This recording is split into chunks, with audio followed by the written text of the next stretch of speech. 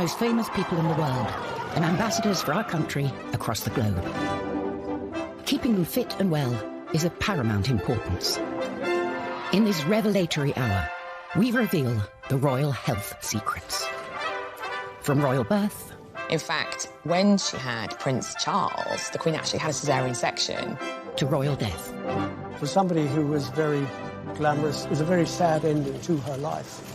From the secrets of Diana's bizarre health regime... She loved cupping. We used to do cupping on her at least once a week. ...to the Queen's life-saving emergency kit. There was always a Royal Navy surgeon travelling with them, as well as the matching blood. And the outrageous fertility bed of King George IV.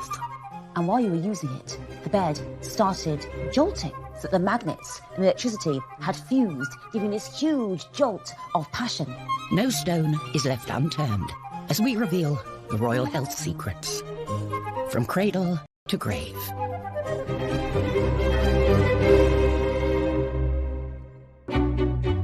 The royal family lead lives of jaw-dropping luxury and glamour in return for carrying out their duties. And there's one duty that's more important than any other. It can certainly be argued that the most important role of the royal family is to keep the royal family going. That means producing heirs and making sure that they produce heirs. The nation's rejoicing is marked by a salute of guns. Her Royal Highness is the proud and happy mother of a prince. The first stop on our tour of royal health, birth. Prince Harry dozed, behaving impeccably. We're used to royal babies born in private hospital wings and paraded in front of global press. But it was a different story. The Queen gave birth to Prince Charles in 1948.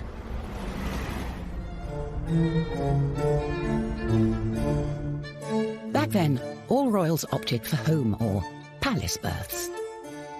The three boys were all born at Buckingham Palace. Princess Anne was born at Clarence House purely because the Queen and Prince Philip had moved out of Buckingham Palace because it was being renovated after damage incurred during the Second World War.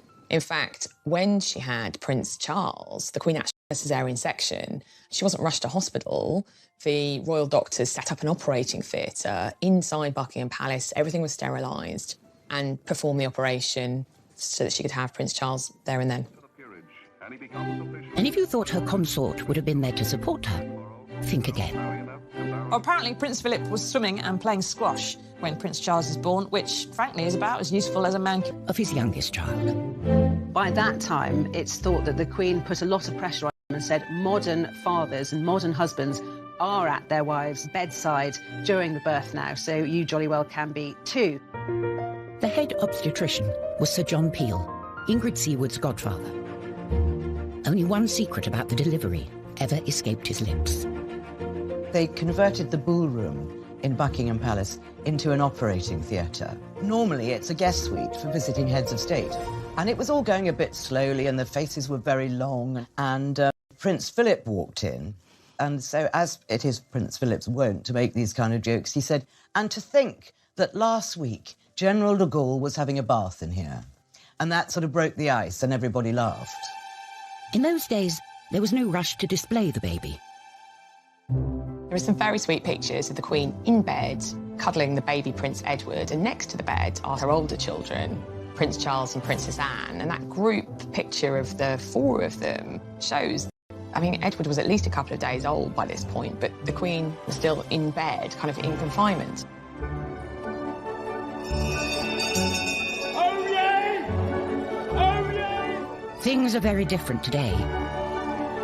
Now, instead of presenting a baby to dignitaries, the royal couple shows him or her off to the general public just hours after birth.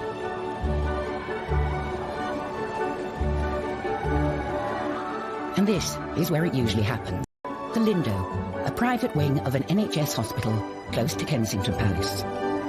One of the reasons that the royals have chosen the Lindo wing over other private maternity units in London is because it's aligned to St Mary's Paddington Hospital, so it also has all the facilities of a fully fledged hospital. The first royal baby to be delivered here was Princess Anne's son, Peter, in 1977. Princess Anne was driven to St Mary's Hospital in London for the birth of her child. And in 1982, a media circus, as Princess Diana gave birth to William, the first heir to the throne to be born in a hospital. Prince, Princess and baby Prince emerged to the cheers of the crowd. It must have seemed only natural for William to return 31 years later for the birth of his own son, George. Well, he's got a good pair of lungs on him, that's for sure. He's a big boy, he's quite heavy, but we're still working on a name, so we'll have that as soon as we can.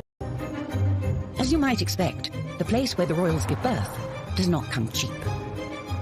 The Lindo Wing is very expensive. It's around £6,000 for their standard room a night. If you want the deluxe option, it's an extra £300. As this promotional video shows, the Lindo has all the facilities you'd expect. I had my daughter there. It wasn't very glamorous at all. And when Diana had William there, it wasn't glamorous. But now it's quite smart, and still got the knowledge that anything goes wrong, there's going to be a lot of people that are going to be able to help you. So what's it like inside a hospital fit for the future king or queen? Catherine Filkins had her daughter Isla there in 2017, just months before Prince Louis's birth. It did feel a little bit like you were staying in a hotel in terms of they had really nice toiletries that they provided for you in the bathrooms, and you had, a room with your own ensuite bathroom and your own private room. They had selection menus that you could choose lots of delicious gourmet-style food each day. They had the afternoon tea options. You could have wine and champagne if you decided. I didn't do that, but if you wanted to or your partner wanted to, they could partake in that. And really, apart from the amenities, it was much like a normal hospital. Neither, it turns out, did Prince William at the birth of Prince George. William and Kate eventually arrive. They were sort of nervous. The whole room had been sealed off for weeks beforehand, so once it had been security cleared. And William pops his head out of the room whilst Kate is in labour and says, "Oh, could I possibly have a drink?" And everyone's like, "Yes, of course you can." It's like, "Oh, just a glass of water." And they were like, "Of course!" Cold was room temperature. And I think they were surprised, obviously, that how sort of low-key Kate and William were. And after the birth, one can relax in style, as Catherine can attest. We had booked a standard room, and when we got to our room, we were in a deluxe suite, and we were led to believe that it was the room where the royals were, and it was huge. The immaculately presented Kate has helped make the Lindo Wing photo call a modern-day institution. Any parent, I think, will probably sort of know what this feeling feels like. It's very special. But these photo calls are controversial. Many think they pressure other women to pretend childbirth is easy and neglect their recovery. There was a lot of talk about, did she really have to put tights on? We know that there's this etiquette that royals aren't seen without tights, but seriously, after giving birth, wriggling into a pair of tights must have been quite something. I don't think a civilised nation should be expecting women of any standing in life, whether they are birthing an heir to the throne or not, to do something like that. It was just disgusting. To those people who criticised Kate's appearance, especially with Prince George, what would you want her to look like? Do you want her to look, the future Queen of England, as if she'd been dragged through a hedge backwards? These pictures, particularly the pictures of the birth and the presentation of Prince George, are iconic. It's the birth of a new monarch, and I think we want them to look...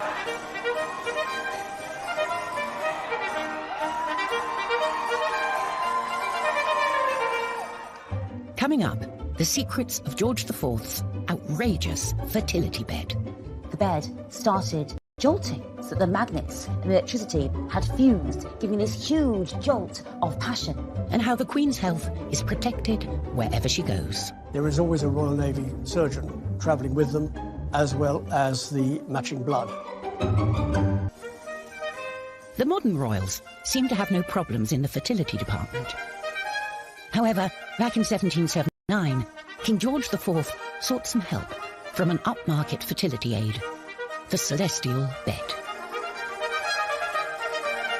In 1781, James Graham, a sex doctor, a quack, a health doctor, he opened the Temple of Hymen in the Strand, and he sold time on the celestial electrical throne, he sold electrical pills, electrical cream, and he also sold a night on the celestial electrical bed for the huge sum of £50.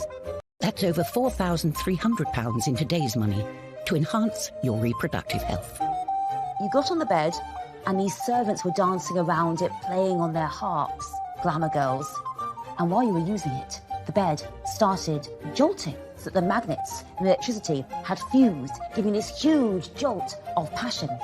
Now, this was supposed to be for fertility and to create a child. I'm afraid to say that lots of people used it just to have fun, including the future George IV, the Prince of Wales, who apparently went on there with his mistresses for a wild time. From fertility to vitality. Far from the quack doctors behind George's celestial bed, the modern royals have constant medical attention of the highest quality, and doctors at their beck and call. The medical care that the Queen receives is different from ours. She has the best doctors in the land, and she doesn't just have one doctor. There'll be three who to consider her problems and come to an agreement about how best to treat it, whatever it might be. The royal doctors accompany the Queen wherever she goes. When the Queen travels, there is always a Royal Navy surgeon travelling with them, a defibrillator, as well as the matching blood. With some of the places they go to, there's never any guarantee that there is going to be the right blood, and they prefer to carry their own. But the Queen's constitution isn't just down to her doctors. Her active and outdoorsy lifestyle has played a part. Isn't the Queen amazing? 93, still incredibly as fit as a fiddle, and on her feet for hours. A fiery stallion. She rides these fell ponies who are very broad and very comfortable, a little bit armchair, because she injured her knee, and of course she says she's a fair weather rider now, but you can't blame her for that. Many of us without the Queen's willpower need a little help to get fit. That's where personal trainer Nadia Fairweather comes in. In 2009, Princess Beatrice called in Nadia to take a 360-degree look at her diet and exercise. Beatrice came to me because she had some unfortunate photos taken of her on the beach when she was a teenager, and they were quite unflattering, and they made her feel really badly about herself. I think the pressure on the princesses is really hard because they're in the public eye all of the time. You can never have an off day. The royal can face different barriers to staying fit than we do. Firstly, there's those huge banquets that Beatrice would have to attend. Our little trick was that she would eat before she left, so she had a full stomach before she arrived so that she wasn't eating everything on offer when she got there. Then there's the paparazzi and the public. Beatrice and I used to train really early in the morning to avoid people recognize her, and they would often interrupt our session. They'd get right in her face, not even ask, they'd just take a photograph of her. Someone who doesn't need help to motivate herself is the Duchess of Sussex. With Meghan, the royal family has gained a real fitness fanatic.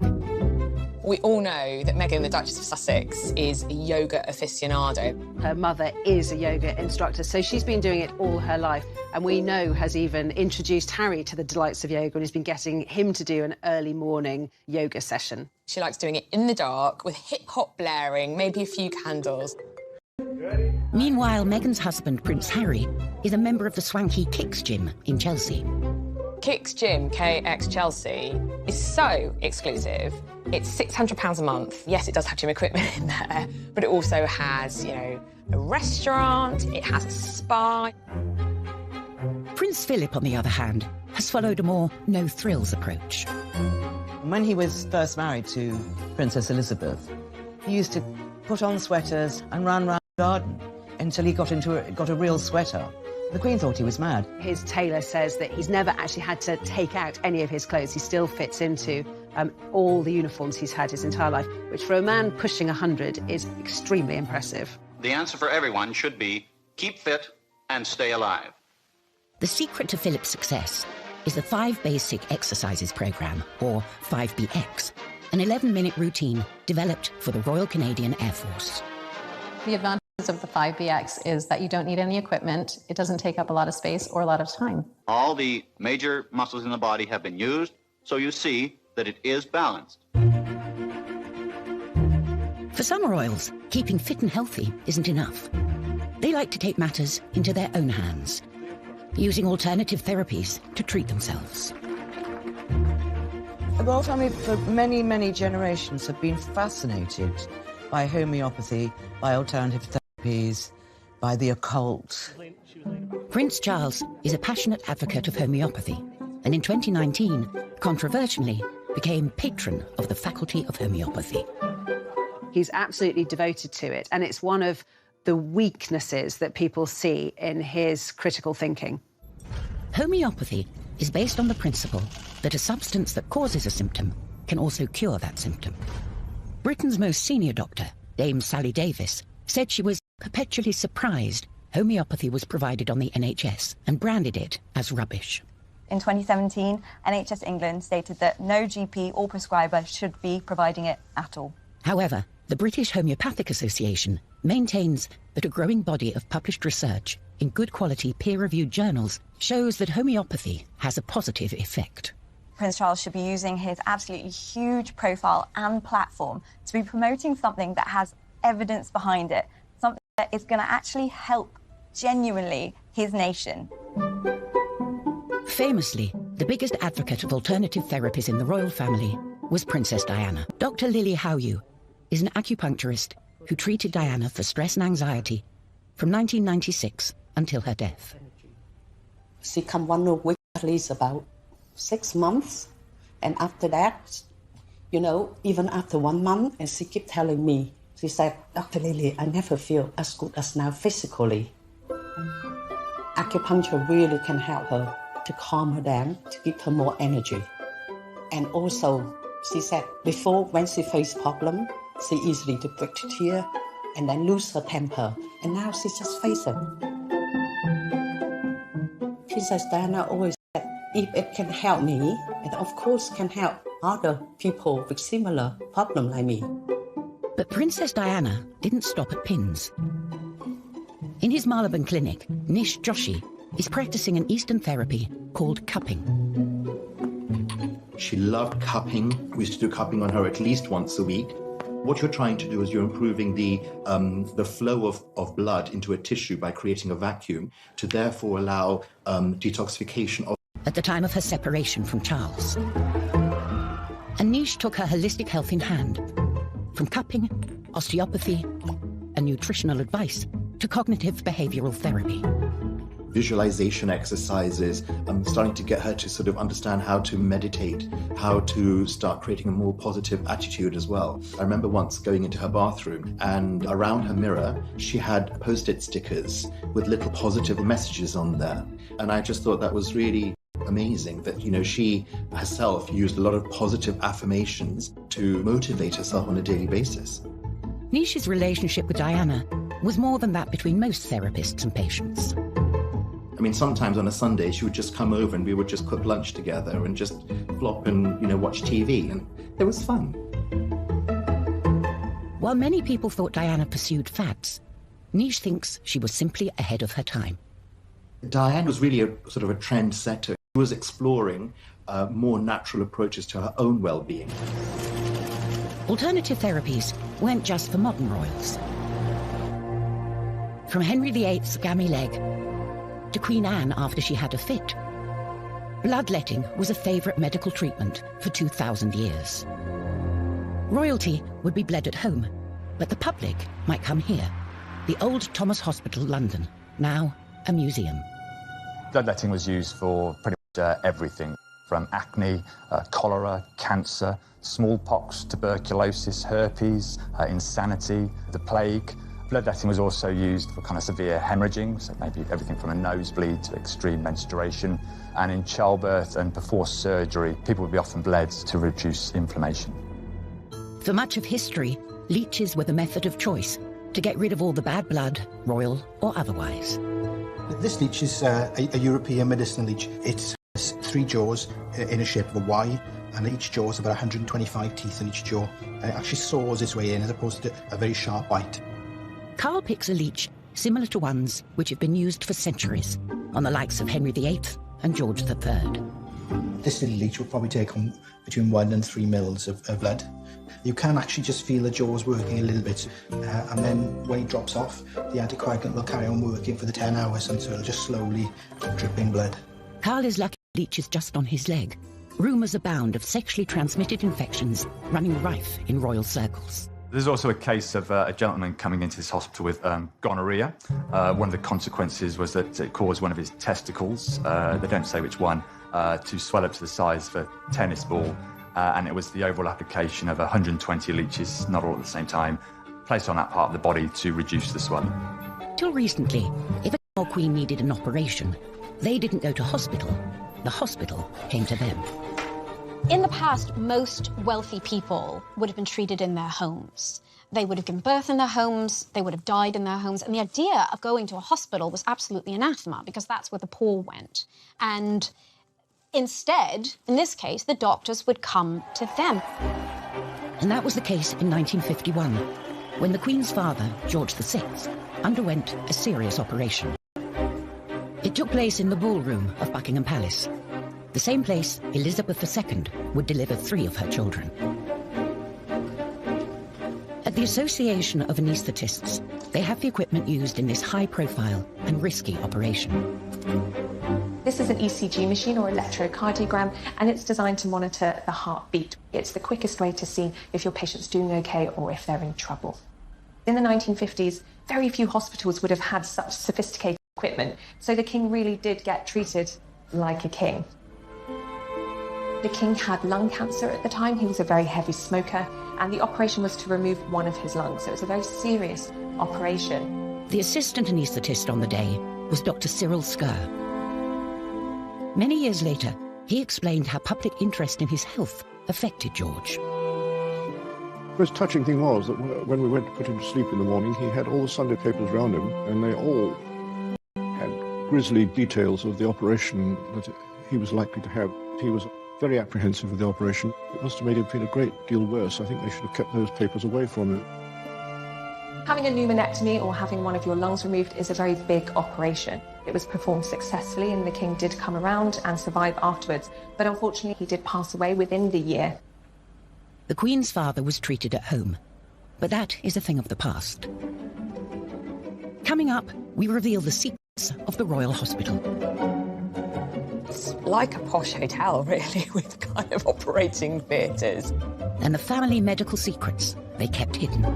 His brother, the future Edward VIII, said, "Who's more of an animal than anything else? He's the royal family's dirty little secret." For many centuries, the health of the monarch was seen to reflect the health of the nation. If you think about when the king or queen was the head of this country in all ways constitutionally, if there was even a rumour or a suggestion that they were unfit to reign, it had huge ramifications for the security of the country. Even today, if you're a royal and you catch a sniffle, expect everyone to be talking about it. Their bodies aren't really their own. Any kind of minor health ailment, let alone a major health ailment, particularly when it comes to the monarch, our present-day queen, is not just over, but kind of we worry about as a nation. It's a massive story. So it's important that our Royal Highnesses get the best care. And instead of the palace, nowadays, royal health gets dealt with here. The exclusive King Edward VII Hospital. It has 56 beds. I think it has something like 4 members of staff to 1 patient. So it's very small hospitals, but it's like a posh hotel, really, with kind of operating theatres. For Margaret Tyler, it's a place of pilgrimage. I decided one day I wanted to come down and see the hospital here. It wasn't actually really like a normal hospital. The rooms were lovely, sort of panelled and that sort of thing. It just felt like a normal large house. Charming, I would say the word is charming. One frequent patient was the Queen Mother, who, despite living to the grand age of 101, was plagued at the end of her life with multiple broken bones.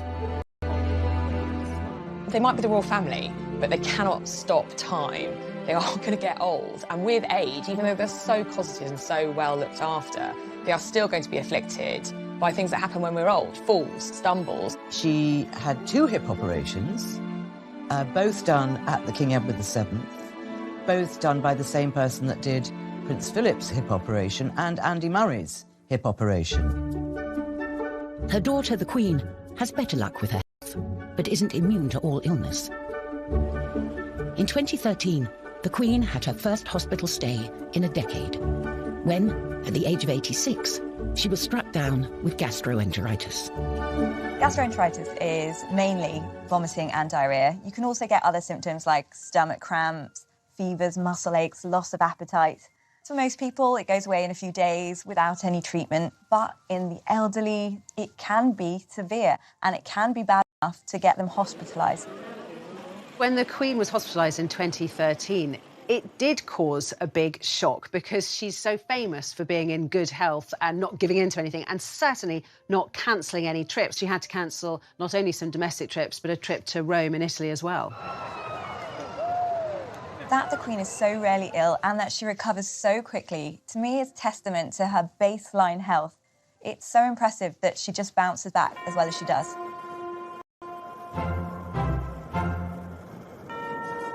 Prince Philip is another famously robust member of the royal family. But by the time he reached his 90s, even his health was beginning to fail. For about 4 hours in good old English drizzle in the middle of the River Thames, he was taken to hospital with a bladder infection. And it was widely believed that this is because he had spent 4 hours tying a knot in it and holding it in. It's not good for anybody, but especially not when you're 90. And while getting sick isn't often a matter of choice, dangerous hobbies sure are.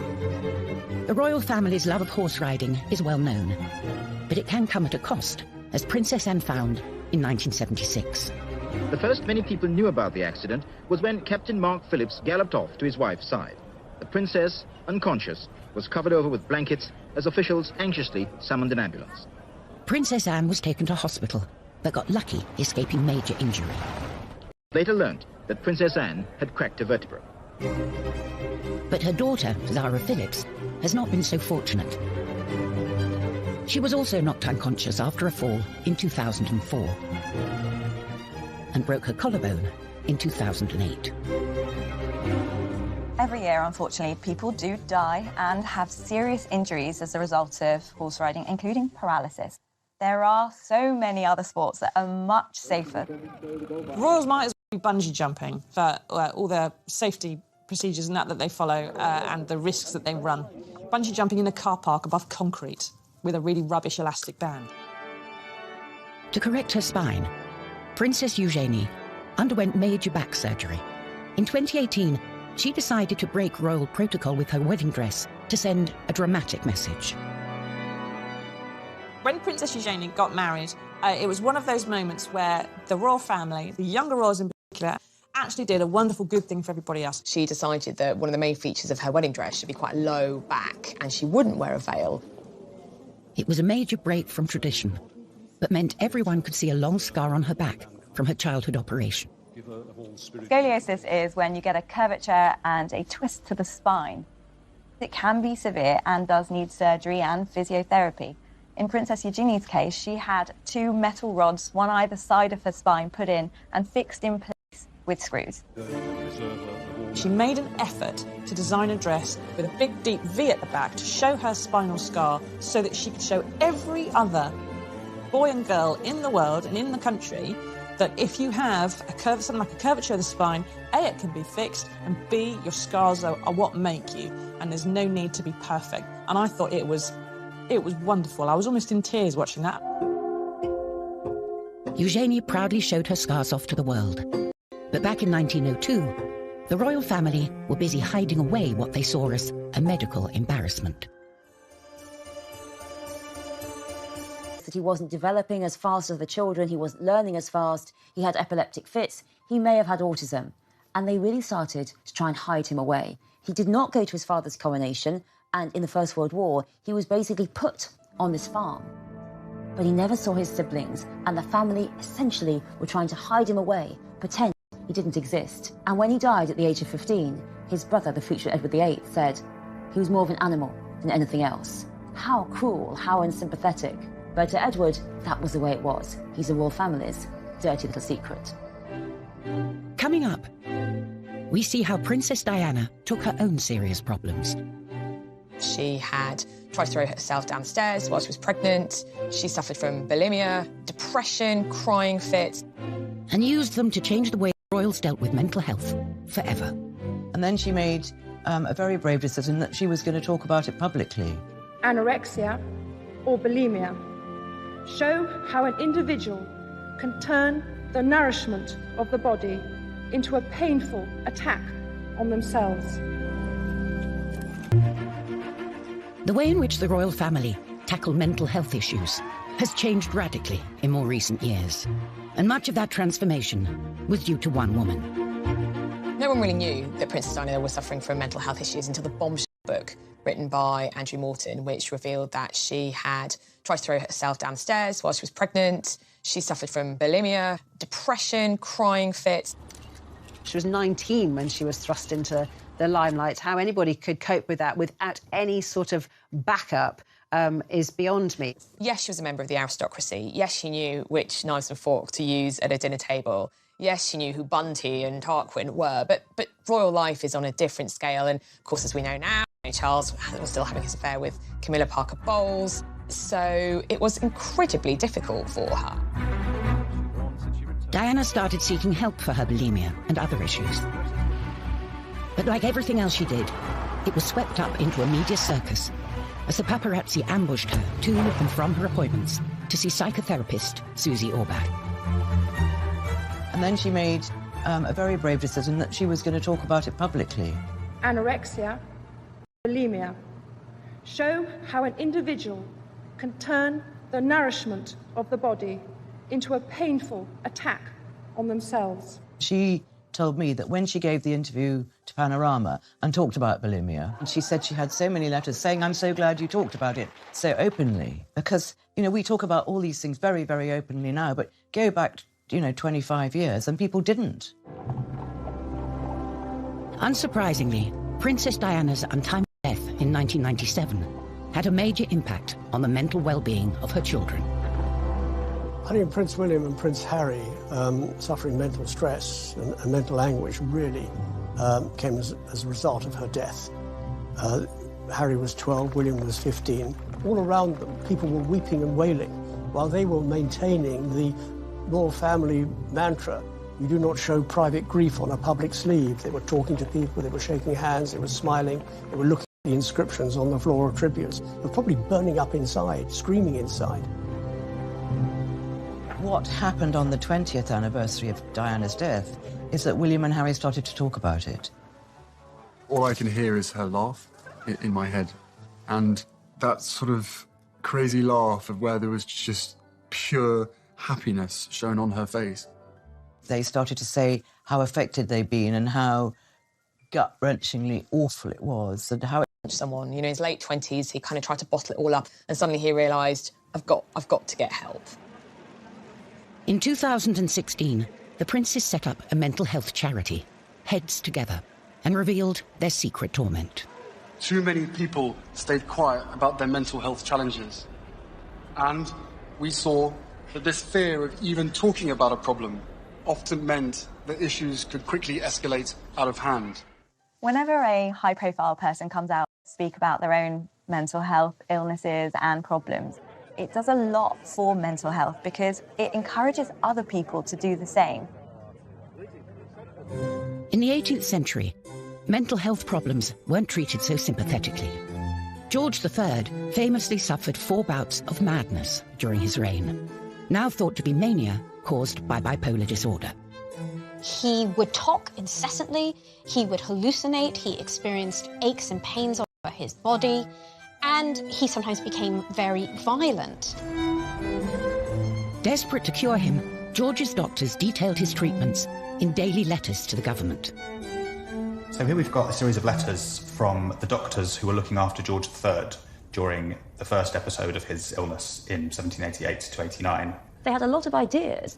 They would have been using traditional techniques like bloodletting, blistering, using purgatives like senna, so a laxative. To make him sick. I mean, it was pretty horrific. One of the daily bulletins describes how the king has been in the straitwaistcoat the whole night. So he's basically been tied in his bed. So they talk about what a terrible night he's had. This is someone his mental health is paramount because his mental health is the country's mental health. So this is a political crisis, but yet it's all about the king's body.